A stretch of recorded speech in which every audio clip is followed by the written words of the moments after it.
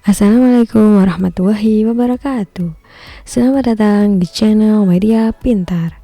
Kali ini kita akan membahas tentang SKP pertanian, khususnya penyuluh pertanian ya teman-teman, part 73. Bagi teman-teman yang belum menonton part sebelumnya, silahkan ditonton ya. Jangan lupa like, comment, share, and subscribe, dan klik tombol loncengnya agar teman-teman bisa update video-video terbaru. Oke, langsung saja kita ke contoh soal nomor 31. Perbanyakan jeruk sistem interstok adalah perbanyakan jeruk dengan memadukan antara A. Batang bawah dan batang atas, B. Batang bawah dan batang interstok, C. Batang atas dan batang interstok, atau D. Batang bawah, batang interstok, dan batang atas.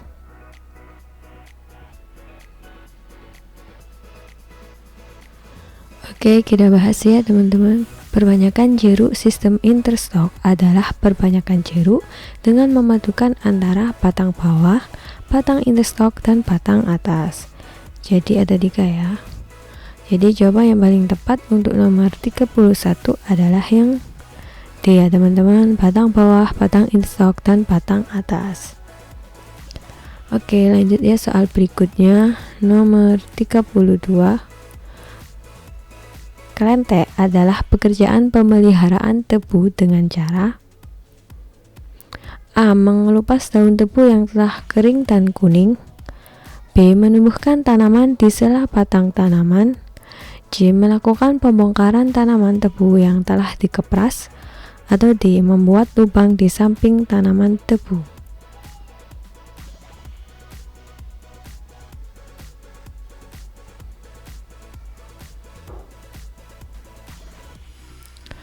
Oke, kita bahas ya teman-teman. Berdasarkan permentan nomor 53 tahun 2015 tentang pedoman budidaya tebu giling yang baik, kelentek adalah pekerjaan pemeliharaan tebu dengan cara mengelupas daun tebu yang telah kering dan kuning. Jadi kelentek itu bahasa Jawa ya teman-teman. Bagi orang Jawa pasti mengerti istilah kelentek atau dikupas gitu ya artinya. Jadi jawaban yang paling tepat untuk nomor 32 adalah yang A ya teman-teman, mengelupas daun tebu yang telah kering dan kuning. Itu adalah pengertian dari kelentek. Oke, sudah paham ya. Lanjut soal berikutnya, nomor 33. Tebu giling adalah hasil penyelenggaraan kebun tebu giling atau KTG yang memenuhi kriteria layak giling sebagai bahan baku produksi A. Gula, B. Gula putih, C. Gula kristal, atau D. Gula kristal putih atau GKP.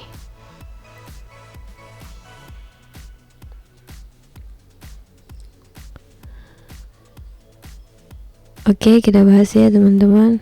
Berdasarkan permentan nomor 53 tahun 2015 tentang pedoman budidaya tebu giling yang baik, tebu giling adalah hasil penyelenggaraan kebun tebu giling atau KTG yang memenuhi kriteria layak giling sebagai bahan baku produksi gula kristal putih atau GKP ya.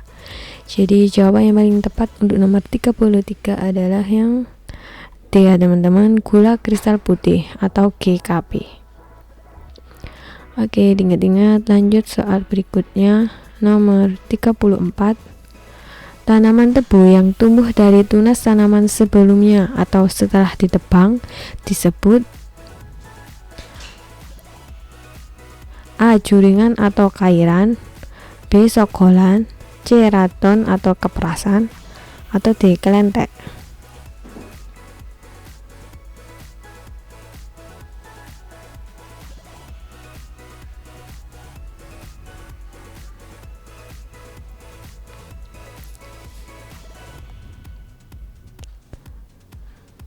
Oke, kita bahas satu-satu ya teman-teman. Berdasarkan permentan nomor 53 tahun 2015 tentang pedoman budidaya tebu giling yang baik, itu ada beberapa istilah, yakni juringan atau kairan itu adalah lubang tempat tanam benih tebu yang berbentuk barisan. Untuk sogolan itu adalah pertumbuhan tanaman di sela batang tanaman yang tidak normal pertumbuhannya. Nah, ini untuk raton atau keperasan adalah tanaman tebu yang tumbuh dari tunas tanaman sebelumnya atau setelah ditebang ya. Lalu yang terakhir, kalente adalah pekerjaan pemeliharaan tebu dengan cara mengelupas daun tebu yang telah kering dan kuning. Jadi jawaban yang paling tepat untuk nomor 34 adalah yang C ya teman-teman, radon atau keperasan. Oke, lanjut soal berikutnya, nomor 35. Ketentuan umur tebu layak giling adalah minimal tidak titik dengan memperhatikan tingkat kemasakan tebu. A 6 bulan, B 8 bulan, C 9 bulan, atau D 11 bulan.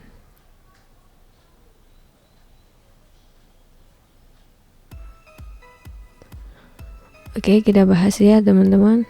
Berdasarkan Permentan nomor 53 tahun 2015 tentang pedoman budidaya tebu giling yang baik, penetapan masa tanam harus direncanakan berdasarkan rancangan pola giling pabrik gula dengan ketentuan umur tebu layak giling minimal 11 bulan dengan memperhatikan tingkat kemasakan tebu. Jadi jawaban yang paling tepat untuk nomor 35 adalah yang D ya teman-teman, 11 bulan. Oke, lanjut soal berikutnya, nomor 36.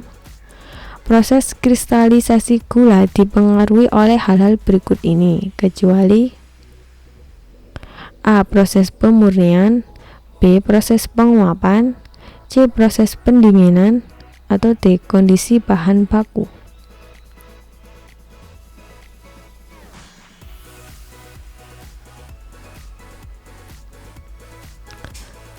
Oke, kita bahas ya teman-teman.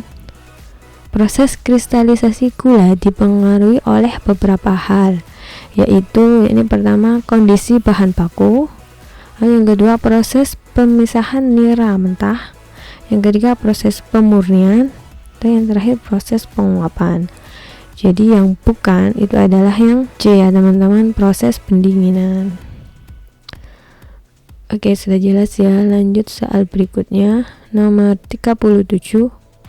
Pada tanaman bawang merah umur 60 hari setelah tanam, penyiraman dilakukan sebanyak A. 1 kali pada pagi hari, B. 1 kali pada siang hari, C. 1 kali pada sore hari, atau D. 2 kali pada pagi dan sore hari.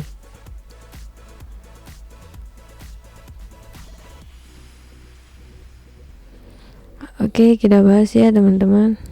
Penyiraman bawang merah umur 51-60 hari setelah tanam atau fase pematangan dilakukan 1 kali penyiraman per hari pada siang hari dengan tujuan agar suhu air penyiraman yang relatif hangat dapat mempercepat umur panen. Jadi jawaban yang paling tepat untuk nomor 37 adalah yang B ya teman-teman, 1 kali pada siang hari. Oke, lanjut soal berikutnya, nomor 38. Yang tidak termasuk dalam media tanam organik adalah A. Media tanam dari tanah, B. Media tanam dari sabut kelapa, C. Media tanam dari kompos, atau D. Media tanam dari arang.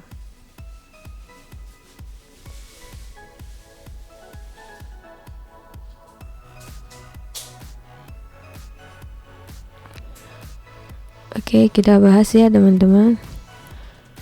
Media tanam yang masuk dalam kategori bahan organik umumnya berasal dari komponen organisme hidup seperti media tanam dari arang, batang pakis, kompos, moss, pupuk kandang, sabut kelapa, simpadi, dan humus.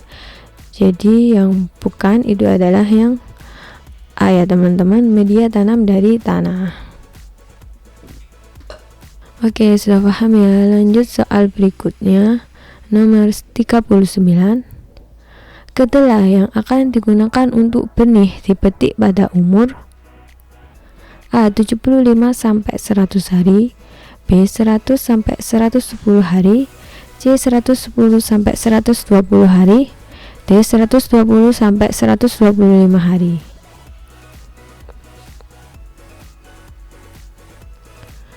Oke, kita bahas ya teman-teman. Kedelai sebagai bahan konsumsi dipetik pada umur 75 sampai 100 hari. Sedangkan untuk dijadikan benih dipetik pada umur 100 sampai 110 hari agar kemasakan biji betul-betul sempurna dan merata. Jadi jawaban yang paling tepat untuk nomor 39 adalah yang B ya teman-teman, 100 sampai 110 hari. Oke, diingat-ingat, lanjut soal berikutnya. Nomor 40. Undang-undang yang mengatur tentang hortikultura adalah A. Undang-Undang nomor 11 tahun 2010, B. Undang-Undang nomor 13 tahun 2010, C. Undang-Undang nomor 10 tahun 2011, atau D. Undang-Undang nomor 12 tahun 2011.